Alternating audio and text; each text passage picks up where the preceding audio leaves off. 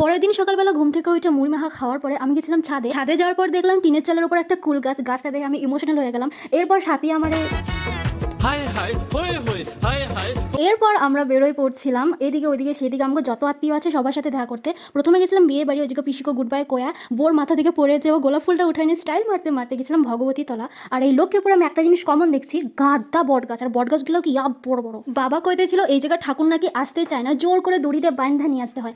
এরপরে আমরা গেছিলাম আমার কাকা বাড়ি, আরও অনেক বাড়ি আমি চিনি না, ফার্স্ট টাইম গেছিলাম। আর এই বাড়িটা একটা পিচ্চি মেয়ে ছিল, মেয়েটা কি কিউট ছিল। নিচে নামার আগে কাকি আমাদের জন্য কেক কিনছিল, কিন্তু ভাই আমাকে দিতে ছিল না। 4-5 বার গালাগালি খাওয়ার পরে অবশেষে কেকের এক টুকরে দিচ্ছিল আমাকে। বেচারা যে এত বহা খাইছে বেড়াবের চায়া। কাকি ওইদিকে কাকির কোন আত্মীয়র সাথে কথা কইতেছিল।